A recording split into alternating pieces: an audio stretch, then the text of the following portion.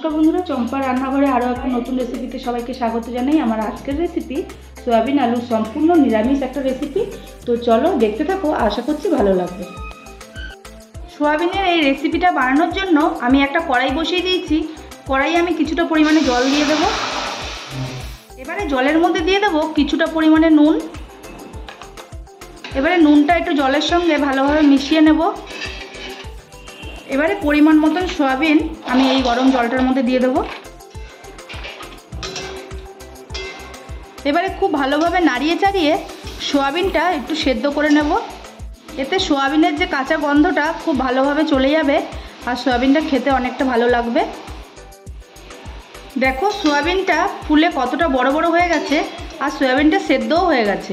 এবার এটাকে আমি জল ছেঁকে ছেঁকে নামিয়ে নেব। এবারে সেদ্ধ করে রাখা সয়াবিনগুলোর মধ্যে ঠান্ডা জল দিয়ে খুব ভালোভাবে ধুয়ে চেপে চেপে জলটা বের করে নিতে হবে।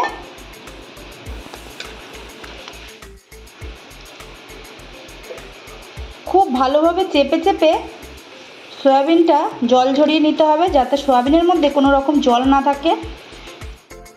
সয়াবিনের সম্পূর্ণ জলটা আমি নিংড়ে বের করে নিয়েছি। এবারে দেখো কড়াইটা পরিষ্কার করে আমি গ্যাসে বসিয়ে দিয়েছি। এবার একটা ভাজা মশলা আমি তৈরি করে নেব। দিয়ে দেবো তেজপাতা, তেজপাতাটা একটু ছিঁড়ে দিয়েছি, আর দিয়ে দেবো দুটো শুকনো লঙ্কা, গোটা গরম মশলা, এর মধ্যে এলাচ, দারচিনি, লবঙ্গ আছে, আর দিয়ে দেবো ছোটো চামচের 1 চামচ জিরে আর ধনে। এবার মশলাটাকে একটু হালকা ভেজে নেব যতক্ষণ না পর্যন্ত মশলার থেকে একটা সুন্দর গন্ধ বেরোচ্ছে। মশলাটা খুব সুন্দর ভাজা হয়ে গেছে, মশলার থেকে খুব ভালো একটা গন্ধ বেরোচ্ছে। এবার মশলাটা নামিয়ে রেখে ঠান্ডা করে এবার ভাজা মশলাটা গুঁড়ো করে নেব।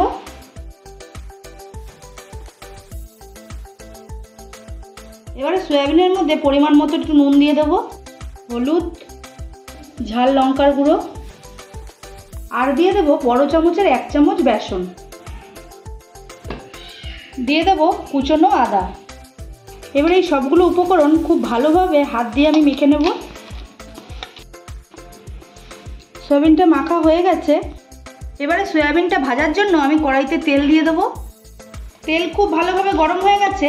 এবার আগের থেকে মেখে রাখা সয়াবিনগুলো তেলের মধ্যে দিয়ে আমি ভেজে নেব। সবগুলো একবারে ভাজা যাবে না, তাই জন্য একটু আমি হাফ হাফ করে ভেজে নেব। দেখো সয়াবিনটা কত সুন্দর লাল লাল করে ভাজা হয়ে গেছে। এবার এই সয়াবিনটা আমি তুলে রাখবো, আর বাদবাকি যে সয়াবিনটা আছে একই রকমভাবে ভেজে নেব। সব সয়াবিন আমার ভাজা হয়ে গেছে, এবার রান্নার পালা। এবারে ওই কড়াইতেই কিছুটা পরিমাণে তেল দিয়ে দেব। তেল খুব ভালোভাবে গরম হয়ে গেছে। ওই তেলের মধ্যে আমি সাদা জিরে ফোড়ন দিয়ে দেব। আর সয়াবিনটা করার জন্য আমি দেখো দুটো আলু ছোট ছোট টুকরো করে কেটে নিয়েছি।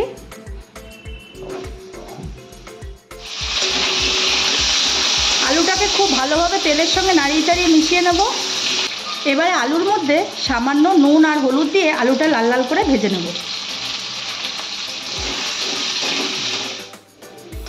আলুটা লাল লাল করে ভাজা হয়ে গেছে। আলুটা এত সুন্দর ভাজা হয়েছে যে ভাজার সময় অর্ধেকটা কিন্তু সেদ্ধ হয়ে গেছে। এবারে আমি এই সময় দিয়ে দেব মশলা। এখানে আমি বেটে রেখেছি জিরে আর টমেটো দিয়ে দিলাম, আর দিয়ে দেব আদা বাটা, পরিমাণ মতন হলুদ, কাঁচা লঙ্কা বাটা, দিয়ে দেবো একটু লঙ্কার গুঁড়ো, স্বাদ মতো একটু চিনি, আর পরিমাণ মতো নুন।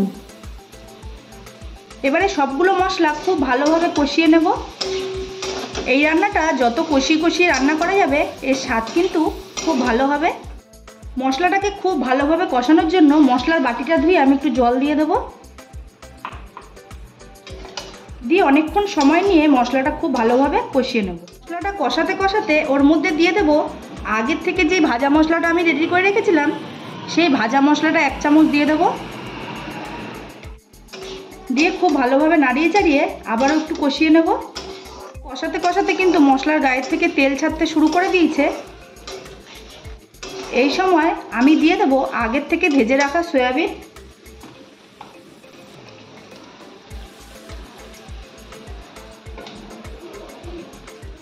সয়াবিনটা দিয়ে আবারও খুব ভালোভাবে মশলার সঙ্গে আলুর সঙ্গে কষিয়ে নেব।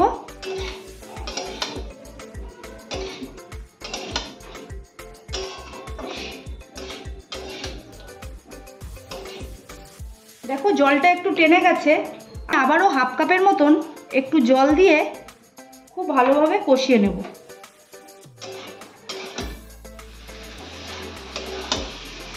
সয়াবিন আলু খুব সুন্দরভাবে কষানো হয়ে গেছে।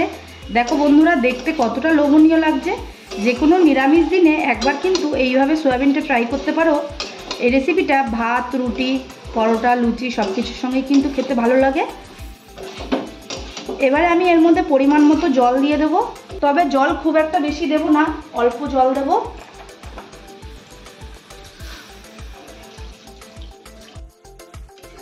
জলটা দিয়ে খুব ভালোভাবে নাড়িয়ে চাড়িয়ে আমি একটু সেট করে দেব। আর একটু জল লাগবে এর মধ্যে, ব্যাস আর জল দেব না। খুব ভালোভাবে সেট করে নিয়েছি। এবার এটাকে কিছুক্ষণের জন্য আমি ঢেকে রাখবো। কিছুক্ষণ পর আমি ঢাকনাটা তুলে নিচ্ছি। দেখো সয়াবিন আলু দুটোই কিন্তু খুব ভালোভাবে হয়ে গেছে, আর ঝোলটাও কিন্তু অনেকটাই টেনে গেছে। দেখো খুব ভালোভাবেই আলু সেদ্ধ হয়ে গেছে। সবশেষে আমি এর উপরে দিয়ে দেবো সেই ভাজা মশলা, যেটা আমি গুঁড়ো করে রেখেছিলাম। সেই ভাজা মশলাটা একটু ছড়িয়ে দেবো।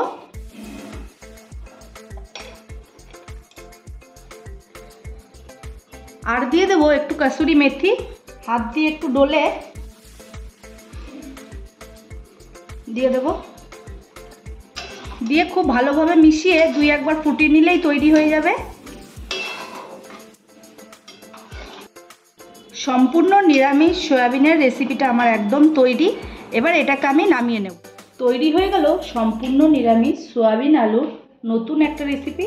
তো বন্ধুরা, কেমন লাগলো তোমাদের কাছে আমার এই আজকের ভিডিওটা? যদি ভালো লেগে থাকে লাইক, কমেন্ট, শেয়ার করবে। আর আমার চ্যানেলের নতুন বন্ধু হয়ে থাকলে অবশ্যই চ্যানেলটিকে সাবস্ক্রাইব করে আমার পাশে থাকবে। আজকের মতন এটুকুই। দেখা হচ্ছে অন্য কোনো দিন অন্য কোনো রেসিপির সঙ্গে। ধন্যবাদ।